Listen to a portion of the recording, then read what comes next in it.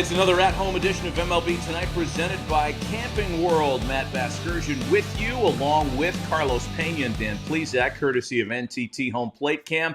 Guys, here we are, second weekend in May. We've been spending the last couple of months just kind of searching the news wires for bits of good news. And maybe, just maybe, there's a light at the end of the tunnel. Want to get your reaction to a report that hit this week. Multiple sources confirming that Major League Baseball plans to present a plan to the Players Association as to how to get back on the field and execute a 2020 schedule. Likely done in home ballparks, likely done with no fans in the stands, and likely involving some kind of a expanded postseason format. We should mention this is one of many plans that the league is investigating. Dan, when you heard this news, what were your initial thoughts? Excited, Matt. I think the NFL came out with their schedule recently, and I think we all are in agreement that 2020, this corona pandemic, has changed the world. And I think the way that we're going to look at sports the rest of this calendar year, it's not the ideal situation. But, Matt, I think the players, the owners, and I think the fans, they want to see some live baseball. And if we can do that in a way that it's a healthy way for the players, the spectators, the people that work around the game, the travel, if there's a way that they can do this and keep everybody healthy, I think we're going to try the best that we can to see baseball in 2020. Dan, exciting indeed. You know, when you look at MLB and the Player Association trying to come down to an agreement as to when to start the season, I think they understand the responsibility of the industry as far as giving the country their heartbeat back. I mean, think about a summer without baseball. This has been a constant. This sport, baseball, has been a constant in our culture here in this country for the longest of time. So when you don't see baseball being talked about, you don't see baseball on TV. There's no baseball being discussed among anyone right now. So it's important to get back and to hear the news that an agreement may be presented or a plan may be presented here in the next week. It's very exciting and very, very promising. So I look forward to the very exciting, quick postseason with many other teams involved. So this is a great opportunity for baseball to rise to the occasion. Yeah, you know, as we all know, the season is filled with these mile markers, right? Opening day being the thing that starts the whole ball rolling, and then you get Easter weekend in, and then Mother's Day weekend occurs. And as we're upon Mother's Day weekend in 2020, we thought it appropriate to look back at one of the most amazing Mother's Day performances in Major League history. Well, let's see if some history can be made. Dallas Braden, the crowd, some of them starting to rise to their feet. 3-1 pitch. Pennington, he's got it. Throw it up first. He did it. He did it. Dallas Braden has thrown a perfect game. Unbelievable. Mother's Day 2010, a very special day for Dallas Braden and for the Oakland A's. And with Mother's Day weekend upon us, we turn our sights onto really one of the most amazing baseball stories of our generation. Dallas Braden's perfect game on Mother's Day 10 years ago. Joining us on MLB Tonight, Dallas, you have talked about this game until you're blue in the face, I'm sure, but it's still a great conversation for us to have. And I want to take you back to that afternoon. At the time, it was just the 19th perfect game in Major League history. Did you feel like you had something special after throwing your bullpen that day and going out to work, or did it evolve as the game wore on? Matty V, I don't know what happened. I was Sack, you can attest to this. Like I was 102, 103 in the bullpen, wipeout slide piece at 90. I was electric. I get out there to the mound and it's 88. How did that happen? I don't know. No, I mean, I was never going to be a dude who was going to dress you up with anything electric on the mound, period. The game plan was always going to have to be hit the glove, try to stay one pitch ahead, and just stay off of the barrel. When I've got absolute beasts up there coming at me from the left and right, all of the CP you see there, I'm going to have to just do. I'm going to have to do the small things, which is, try to aim small, miss small, and again, let the defense that you guys have seen right here go to work behind me. Dallas, what I love about you, you're brutally honest. Did you know fourth, fifth inning, you had at least a no-hitter going? Did you know through 4 or 5, like, man, you look up there and you go, man, I haven't given up anything? No, Zach, and it wasn't until they had a mound meeting. I think at that point in time, it was like 4-0, and they come out and I mean, Wago, James Shields is on the mound, right? And I mean that's James at the moment in time in his career where he's just dominating everybody. So anytime you start to get to the other team's guy and it's him and they're having a mound, well, that's when I kind of took stock and I'm looking up at the scoreboard and look, I need I need no gloves. I need to be barefoot to get all the way to 20. So I'm not very good at math and I'm watching and I'm like, okay, no hits, no. I'm like, oh, damn. Okay. All right. Okay. And that's when it like dawned on me. And I'm just telling myself like, don't screw this up. Don't baby this. Right. That was what I kept. Cause Zach, I'd never seen the ninth inning of a big league mound. Like, I don't know what a big league mound looks like in the ninth inning at that point in my career. Like I'd never been out there. Dallas, mid-game, you were like looking inside our dugout, and it almost seemed like you were taunting us.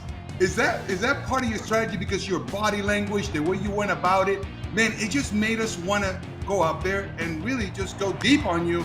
And I think it worked against us. All that aggression, all that, offensive force. Did you use that to your advantage? So here's a little nugget, man. That day, and obviously you guys don't know this, but that day is the first day that we had started a promotion where if you were from the 209, which is my area code in Stockton, California, if you're from the 209, I'm paying for your ticket to get into the ballpark, right? You just got to show your address. You're from Stockton, and I have paid for your ticket, and you will be sitting in section 209, which is coincidentally placed above your dugout. So not directly above, but the second level above your dugout, right? So there was, I mean, if you ask people that were there was, I think there were like 1.2 million people in attendance at this point. For the 1,500 people that were actually there, a lot of them were sitting in that section, right? And so throughout the game, sure, I was looking up there, but there was a point in time, and I actually sat down with Longo and had this conversation with him. When your boy Longo squares around to bunt against me at that time, that's when I'm like, oh, really? Oh, that's cute. That's cute. Longo, why don't you go grab another bat and bring two of them up there with you next time? Because it ain't going to help, pal. That's when I started. Like, that's when the bravado started to build, right? And again, I loved it. But I needed all that, man. I need that. Like, am I gonna stare you down with like with what I really have, or do I need to pump my tires before I get out there? You know what I'm saying? I'm pumping my tires before I get out there. Yeah. And for fans that aren't aware of kind of the backstory that made this such an amazing baseball human day, is in addition to all the people from the 209 that you had in the ballpark that day, Dallas, your grandmother was there, who, after you lost your mom, was such a big part of your life before, and she was there. And I still get chills watching this, and I would imagine the reaction for you has got to be the same all these years later. I've never, we haven't watched the game. I don't know that I can watch the game. I've sat down when I was out at ESPN. I sat down and kind of went over some moments with my grandmother. But we've never sat down and watched that game together. I don't know that I could ever actually do that. That's just, yeah. Sorry. She was there, man. And that's all that mattered to me. And like a cool story, I know where she sat as well. So I would look up at her in between each inning coming off the mound, that day and every other day that I was starting. And at the end of the ball game, she wasn't there. And I'm kind of like going into panic mode. Like, where's my grandmother? I can't find her. Well, she had made her way down to the dugout. And I don't know how old she was at the time, 70 or something, is on top of the dugout for the last out of the game. And like, you're not allowed on top of the dugout. What are you doing, lady? You're 70 years old. Get down. You're going to break something. And I just remember seeing her, then they're getting her off the dugout, and I'm just like pointing at her, like, get her over here. That was the only person I wanted to see. Like, everything else just kind of like a movie, kind of fades away. It gets fuzzy. She was the only one that I could focus on.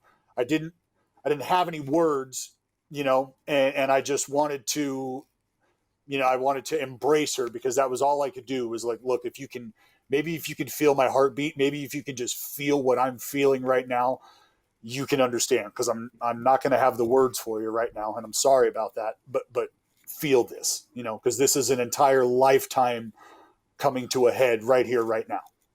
Amazing. I know the answer to this, but just because we want to get this little piece of video in before we run out of time with you, 10 years later, looking back at your career with the A's and your new career as a beekeeper, which yielded the sweeter substance? Your time on the mound or what you're doing now? What is going on here? This right here has quickly become a passion.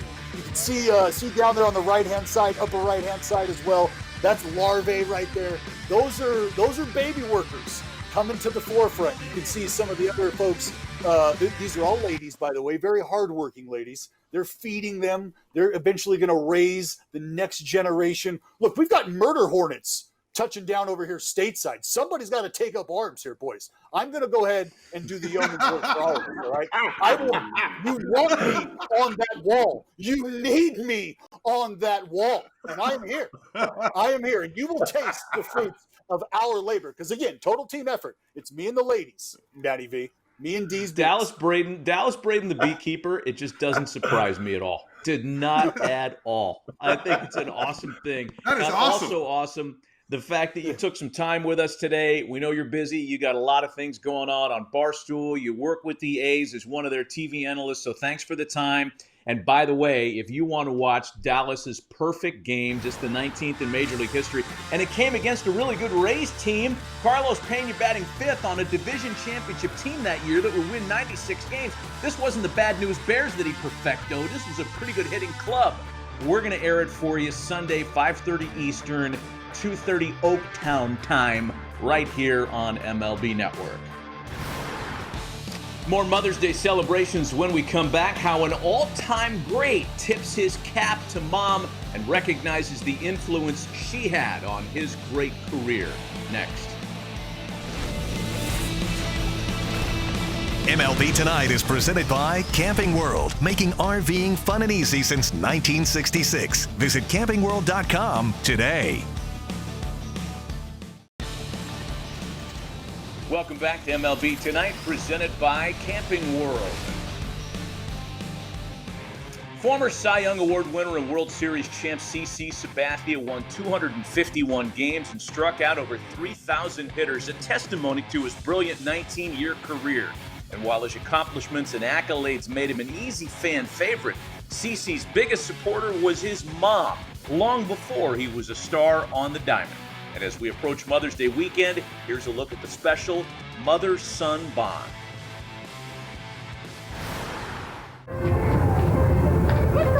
CC's name came from my mother. In the hospital, she said, okay, so what is his name? And I said, Karsten Charles Sabathia Jr. And she goes, I'm not gonna say all that. His name is CC.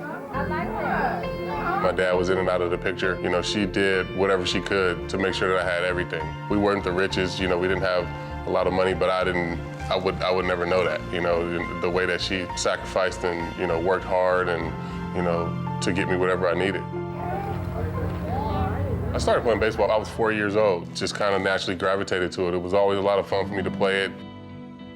He started in T-ball and he just loved it. I mean, our Saturdays was like amazing, even though he didn't have a game till like 1, 2 o'clock. We would show up for T-ball games and we was out there like all day to the last game. So we would always have, random gear and, stuff just laying around the house. So we had catcher's gear. He was like, Mom, I need a catcher. And I said, I'll be your catcher. I said, let me go get the gear, let me get the right type of glove and everything. And I said, you could throw to me. And my mom would put the full gear on and get back there and I would throw bullpens. Like, Game 7 of the World Series and, calling out scenarios and I'll be back there pitching. It was fun. It was fun. I really enjoyed it. That's probably why my knees are bad now, because he had me squatting. I was his catcher. And I loved it. I loved it. CC's senior year, entering into the draft. It was just so much fun. I mean, it really was, because we never took anything for granted. So when he was drafted, he went to school. I remember telling myself I wanted to go to school just so I could try to get my mind off of it. He was like, Mom, I'm not gonna be around here. I had like the whole neighborhood at the house and everything. And he was like, I don't wanna be around it. He said, just call me or call the office when something is decided. It wasn't on MLB Network or it wasn't on TV back then, so it was just waiting for a call. When he got that phone call, he was happy. He came home, and it was an awesome day, surrounded, like I said, by the community, families and friends. It was just an awesome, good day for both of us. Very, very exciting. Very exciting. CC Sabathia getting set to make his major league start. I tell you, that first time that I actually saw him in the big leagues was like, it's indescribable. I really feel like the sacrifices paid off. CC, after you make this pitch, the wait is over. You know what I remember the most about my debut is I was exhausted. Like, cause I hadn't slept, I was just nervous and didn't know what was going on. They come to their feet for Sabathia's debut, and it was a good one. I was so nervous, I was so scared when, CC pitching. I was like, oh my God. I used to say that it's not fair that the parents can't be like on the field when their child is pitching. I just felt like that. I just felt like I needed to be as close as I could to him, to help him. Like, yeah, right, he didn't need any help. But that's just how Mom felt,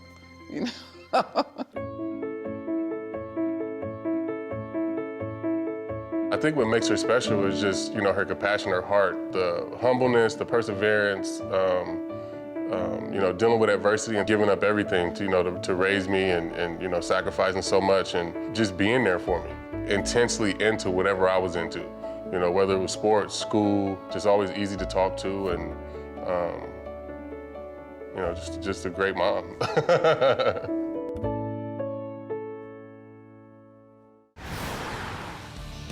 More Mother's Day celebrations when we come back with the help of our friends from Play Ball. A look at some of the top Mother's Day moments in Major League history. Next on MLB Tonight.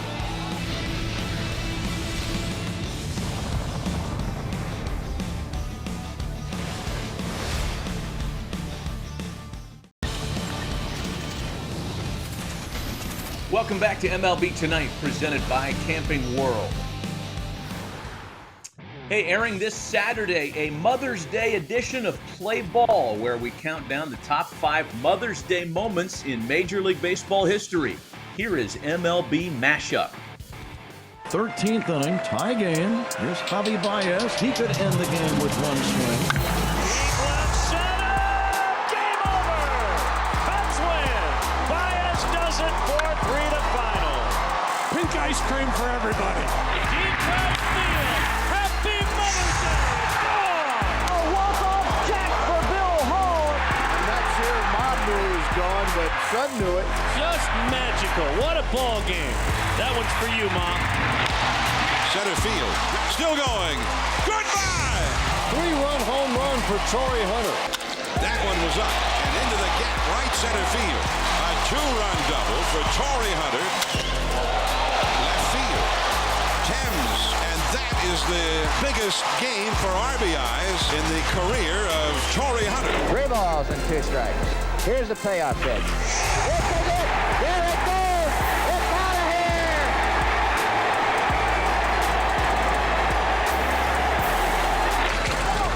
Pennington, he's got it. Throw to first. He did it. He did it.